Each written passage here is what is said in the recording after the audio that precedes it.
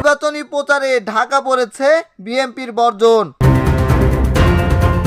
নির্বাচন ভণ্ডের ষড়যন্ত্র চলছে, এমনটাই বললেন ওবায়দুল কাদের। নির্বাচনী প্রচারে ঢাকা পড়েছে বিএনপির বর্জন।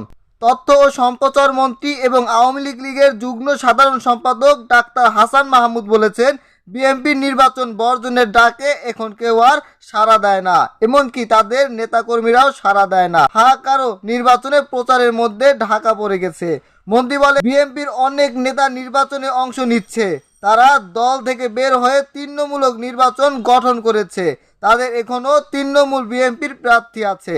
গতকাল শুক্রবার সন্ধ্যায় নিজ নির্বাচন এলাকা রাঙ্গুনিয়া ও বেয়ারখালী আংশিক আসনে ইউনিয়ন পরিষদগুলো বর্তমান ও সাবেক চেয়ারম্যান, মেম্বার, পৌর মেম্বার ও কাউন্সিলরের সঙ্গে মতবিনিময় সভায় তথ্যমন্ত্রী একথা বলেন।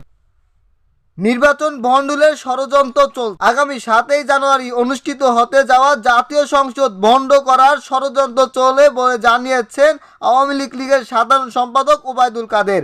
তিনি বলেন, জাতীয় নির্বাচনকে ভণ্ড 1-11 মতো একটি অস্থিতিশীল সরকার আনার ষড়যন্ত্র চলছে, কিন্তু সংবিধান ধারাবাহিকতা রক্ষার্থে এই নির্বাচন অত্যন্ত গুরুত্বপূর্ণ।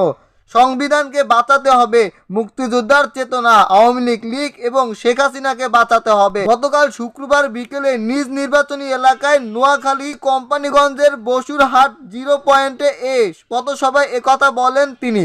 কাদের বলেন, বিএনপি ও তাদের সমমনা দলগুলো বলেছিল হাসিনা ও আওয়ামী লীগ পালানোর পথ পাবে না, এখন তারা কোথায়? বিএনপি সহ 32 দল পালিয়ে গিয়েছে।